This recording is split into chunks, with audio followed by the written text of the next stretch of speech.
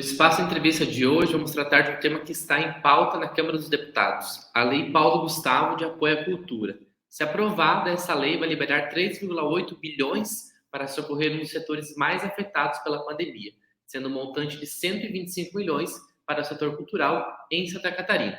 Para falar sobre esse tema, recebemos hoje Gilson Máximo, ator, produtor cultural e gerente de projetos. Gilson é colaborador da Mata Quiterani Associação, representante da Rede de Pontos de Cultura de Santa Catarina e tesoureiro da Federação Catarinense de Teatro. Também trabalha com culturas de tradição oral, com destaque para os povos terreiros de Lages, as recomendas de alma e as tradições joaninas. Seja muito bem-vindo, Gilson, e obrigado por aceitar o nosso convite. Quem conduz a entrevista agora é o deputado Pedro Pizai. Muito obrigado, Gilson, pela tua generosa disposição de conversar com o povo de Santa Catarina e brasileiro, e principalmente com o setor cultural. Antes de falar da Paulo Gustavo, nós fizemos a Lei Aldir Blanc, na período de pandemia, estamos ainda em pandemia. Foi importante a Lei Aldir Blanc, que tive o orgulho de ser coautor também, junto com a nossa bancada, Benedita da Silva, relatada pela Jandira Fegali, como foi o impacto daquela lei para a cultura catarinense, para o setor cultural e para os profissionais da cultura, e logo em seguida falamos da Paulo Gustavo. Muito obrigado, Gilson. Obrigado, deputado Pedro Pizai. Uma boa noite para você, uma boa noite para o Matheus, que me apresentou. Boa noite para todas as pessoas que estão nos assistindo e estarão nos assistindo, uma vez que essa entrevista fica disponível no canal aí do deputado Pedro Pizai. Respondendo a sua pergunta, primeiro quero lhe parabenizar, juntamente com a bancada do PT, por ter encampado a Lei Aldir Blanc e ter tornado possível esse alento para a classe cultural de todo o Brasil durante o período de pandemia.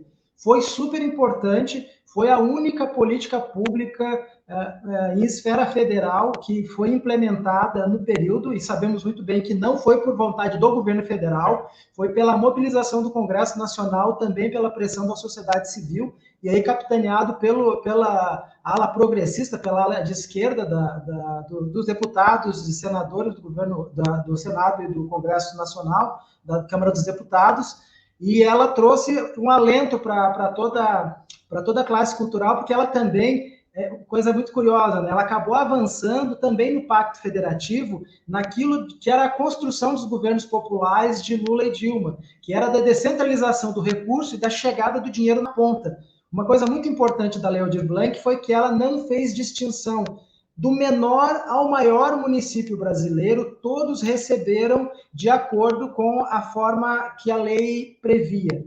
Importante também salientar que o DNA dessa Lei Aldir Blanc, ela também está lastreada, principalmente no programa Cultura Viva, que foi uma implementação também do governo Lula e que hoje, e que até o governo Dilma tinha aí quase 5 mil pontos de cultura em todo o Brasil, conveniados ou chancelados, reconhecidos pelo governo federal e fazendo as suas atividades.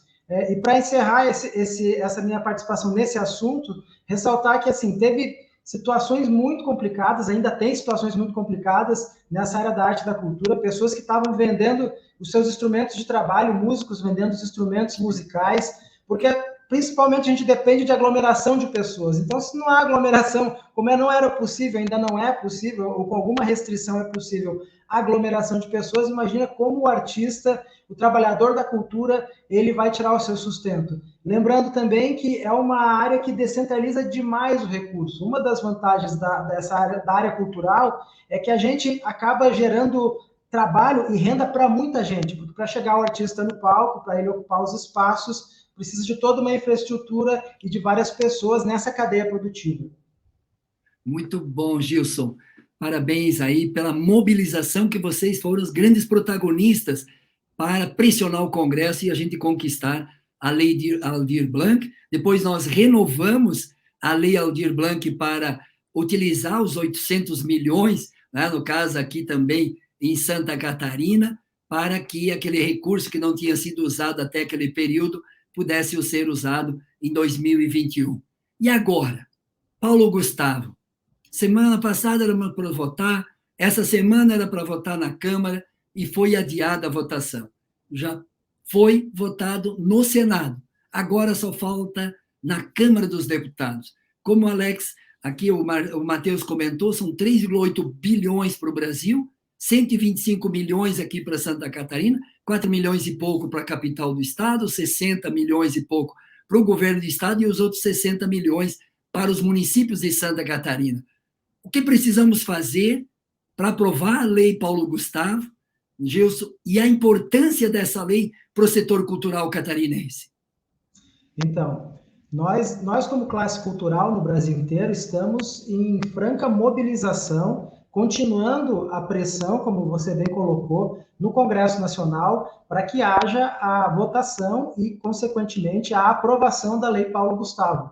Daqui a pouquinho mesmo, agora às 20 horas, está acontecendo uma reunião online aqui em Santa Catarina do Comitê Paulo Gustavo de Santa Catarina, onde a gente está lá contabilizando votos, entrando em contato com os gabinetes. Seguramente seu gabinete está empenhado nisso também, porque uma vez que a gente não precisa pedir o seu voto, que a gente já tem o seu voto, agora, infelizmente, o restante da bancada catarinense já não é bem assim, a gente está lutando atrás desses votos, e ela representa para nós uma institucionalização do avanço conseguido com a Lei Aldir Blanc.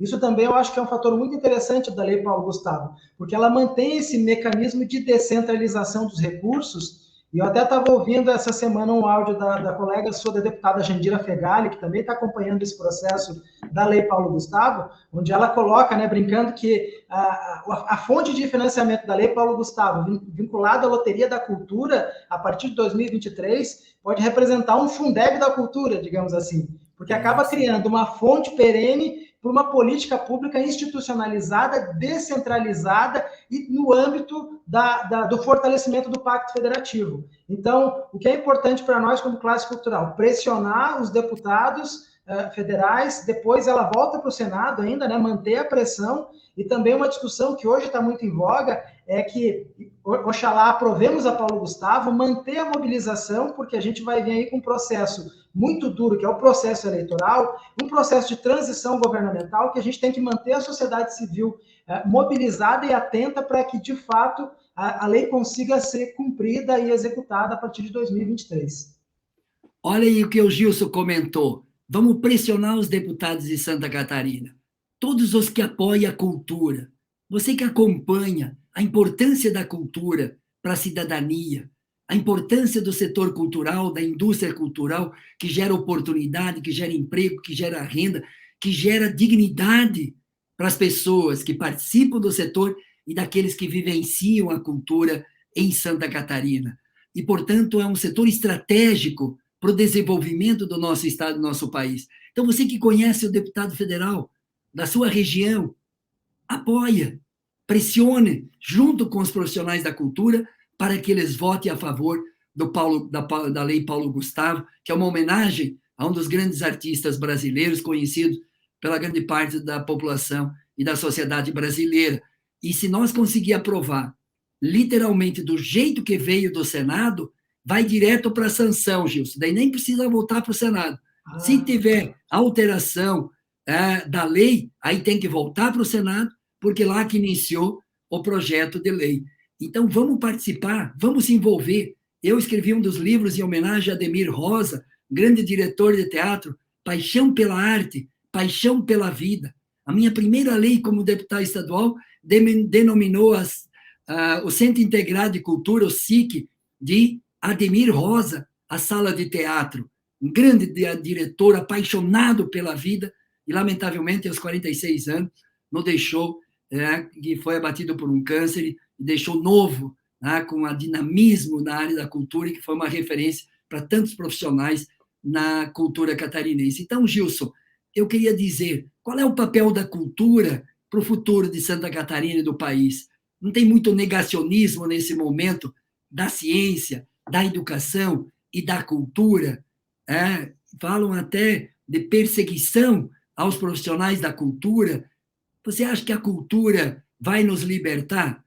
O povo da cultura vai projetar a esperança de um novo Brasil? Que mensagem você diria para todos os profissionais da cultura e aqueles que apoiam a cultura em Santa Catarina e no país, nesse momento que a gente quer aprovar a Lei Paulo Gustavo, que só falta votação na Câmara dos Deputados? Verdade, deputado. Eu imagino que a cultura ela é um setor estratégico para o desenvolvimento da nação.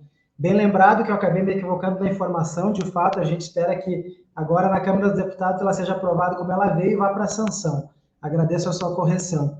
E acho importante que a gente entenda a cultura como um eixo estratégico além de um eixo estratégico, um direito fundamental do cidadão na constituição da nossa sociedade.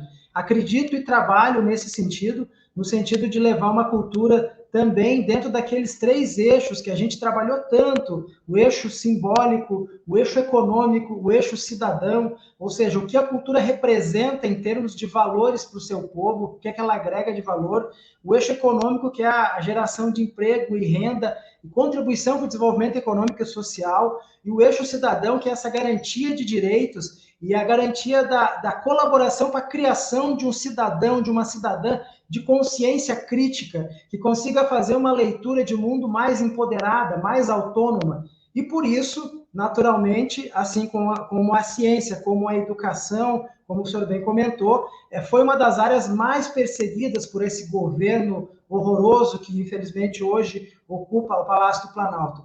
E a gente tem um sentimento muito difícil realmente de trabalhar no setor, porque a gente acaba sendo cerceado. É uma forma um pouco diferente de trabalhar a censura, diferente da ditadura militar, mas é uma censura que ocorre por outros meios também, muito fortemente ligado a esse fenômeno das redes sociais, que o senhor comentou anteriormente, inclusive nesse programa, e também muito vinculado à própria questão econômica. Não é à toa que, economicamente, a cultura vem sendo estrangulada. Agora, a nova instrução normativa da Lei Rouanet é mais um passo nesse sentido, que é para, literalmente, fechar a boca dos artistas, calar a boca dos artistas. O meu recado é que nós estamos aqui, que nós resistimos e nós resistiremos, e nós vamos passar por esse período como todos os brasileiros e brasileiras, e estamos ajudando a construir uma nação mais democrática, uma nação que tenham cidadãs e cidadãs com mais consciência crítica, com mais entendimento do grande valor que é a cultura brasileira em todas as suas matizes, esferas e territórios desse imenso Brasil. Então, contem conosco que a gente está aqui, faz parte dessa resistência. Muito obrigado, Gilson. Parabéns pela luta, parabéns pela resistência, parabéns pela essa construção extraordinária que vocês estão fazendo. Vocês não se ajoelham, vocês não se intimidam, vocês não silenciam.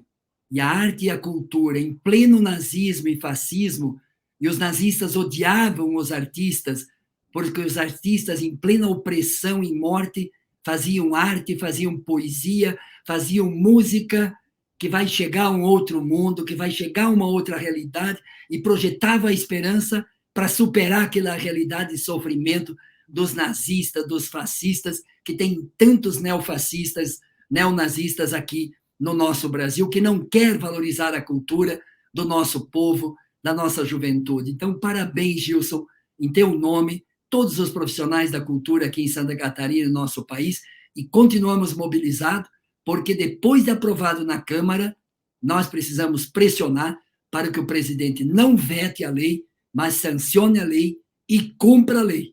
Porque o que nós temos visto é que esse presidente, para os agricultores que vivem o sofrimento da seca ou das enchentes, não respeita a lei.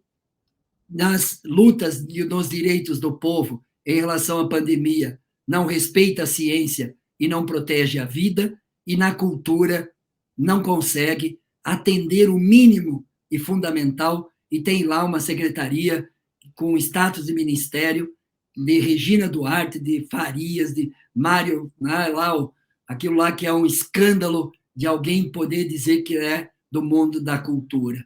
Então, por isso, Gilson, continue essa luta. Ela vai ser vitoriosa. Pode acreditar. E você disse aí que ninguém vai calar a boca de vocês, e é isso mesmo. Vocês são os bocudos da cultura. Posso chamar vocês aí, os bocudos da cultura, que não vão silenciar, porque vocês defendem a liberdade, a autonomia, a altivez, a cidadania, a dignidade humana. E a liberdade na perspectiva cultural, que tem o simbolismo, tem a dimensão econômica, tem a dimensão cidadã. Por isso que eu acho que essa dimensão toda dessa tripla dimensão que vocês constroem. Eu só quero agradecer. Um abraço fraterno e solidário, Gilson, para todos vocês. E vamos continuar a luta, que a luta faz a lei. É isso aí. Muito bem. Muito obrigado, deputado. Obrigado, Matheus. Um grande abraço, satisfação em participar do programa. Mas já que nós estamos aqui com a questão cultural, deputado, vamos ouvir uma cantiga que o Gilson separou para a gente, para a nossa audiência. O Gilson separou? Olha aí, vamos ver qual é o gosto cultural do Gilson. Agora eu vou descobrir. Mas então eu vou dizer o seguinte, olha só, a gente lá nos Tu canta, Gilson? Eu faço de conta que canto, vocês fazem de conta que gostam e aplaudem, já dizia o caboclo. Vai lá, meu amigo. Não, a gente canta assim. Na verdade, a gente trabalhou lá nos idos do Ministério da Cultura, lá com o grande Gilberto Gil, num programa nacional chamado Ação Griot Nacional. A Ação Griot, o senhor que é da área da educação, ela trouxe uma pedagogia criada pela Lilian Pacheco, pelo Márcio Caires, que são de uma ONG lá de Lençóis, na Bahia, que eles trouxeram a referência do griot africano, que é aquele sábio da tradição oral, que guarda consigo todas as histórias do seu território e do seu povo, da sua comunidade, transportou essa ideia para o Brasil, para que, nacionalmente, cada ponto de cultura, que na época era conveniado com o Ministério da Cultura, localizasse nos seus territórios quais são os seus griots, as suas griots, que guardam as histórias de tradição oral do seu povo. Então, aí a gente foi fazendo, e foi brincando, e foi fazendo cantiga, e eu trago aqui uma cantiga agora que eu aprendi na Ação Griot Nacional, eu aprendi com a mestra Doci, que é do ponto de cultura Escola Viva Olho do Tempo, que é lá da Paraíba. E é um ponto, ele é uma cantiga, que é a cantiga do marinheiro, também é muito utilizada em terreiros de matriz africana no Brasil, que convida a gente para trabalhar. Nós estamos aqui num ambiente de trabalho, num momento de trabalhar pela aprovação da Paulo Gustavo, e a gente convida e louva fazendo a seguinte canção. O marinheiro é hora de trabalhar. O marinheiro é hora de trabalhar. E é o céu, e é a terra, e é o mar. Oi, marinheiro, olha o balanço do mar. E é o céu, é a terra, e é o mar. Ô, marinheiro, olha o balanço do mar. Ô, marinheiro,